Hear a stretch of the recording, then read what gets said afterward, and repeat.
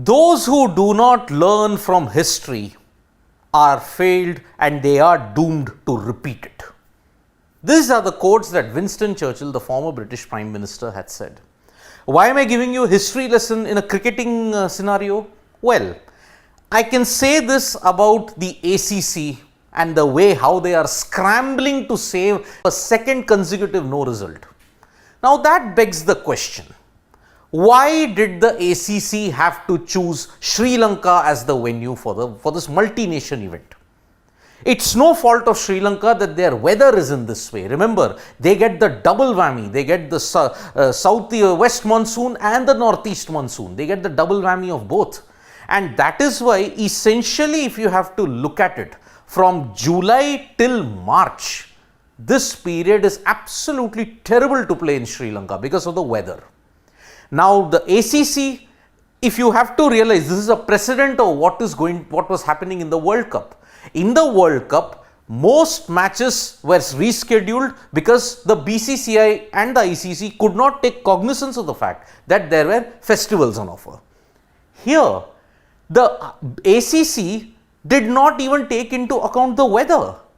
If you had a far-sighted vision, if you had a holistic 360-degree vision, you would have realized that hosting any kind of multi-nation tournament in Sri Lanka in September is equivalent to committing harakiri. You don't believe me? Here are the past examples of when multi-nation tournaments have been held in Sri Lanka and fans, broadcasters and officials have gone away red-faced. You all remember this particular moment? 2002 Champions Trophy final, a two-day Champions Trophy final, 29th and 30th in 2002. The trophy was shared between India and Sri Lanka. Both days, the match referee decided that because of rain, that the game would not continue from where it left off, it would start afresh. And a minimum of 25 overs had to be bowled in order to constitute a match. That was the playing regulations in 2002. It was simply foolish because on both days in Colombo, there was rain predicted. And hello, it's a big breaking. When did the Champions Trophy happen? September 2002. Yes, September 29th, September 30th.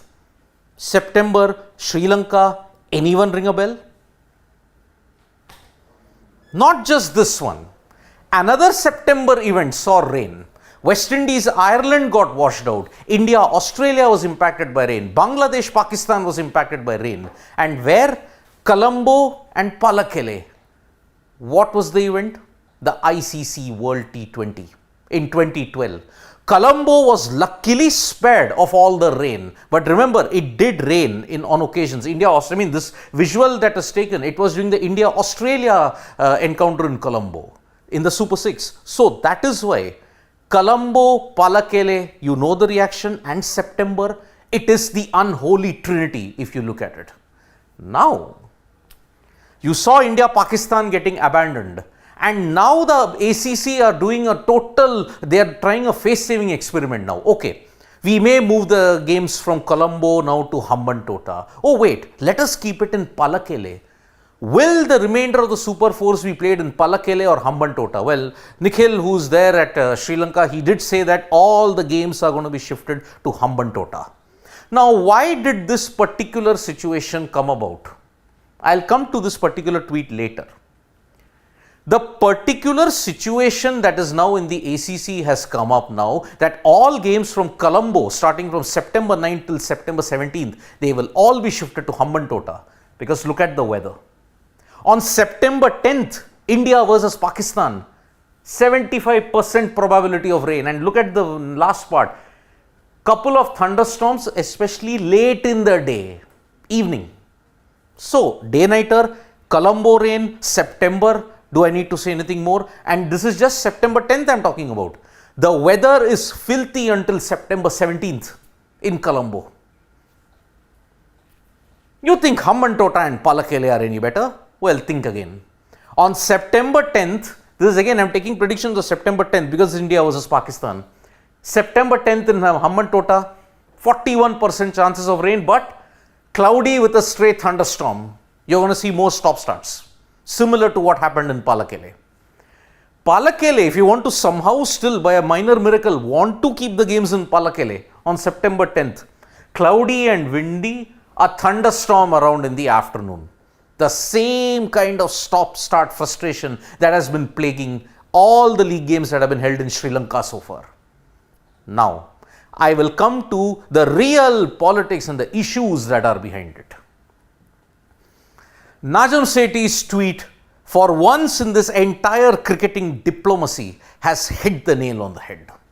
It is a true testament as to how shambolic this is, because he said how disappointing. Rain mars the greatest contest in cricket, but this was forecast. As the PCB chairman, I urged the ACC to play in the UAE, but poor excuses were made to accommodate Sri Lanka. Too hot in Dubai, they said. Too hot in Dubai, especially in September.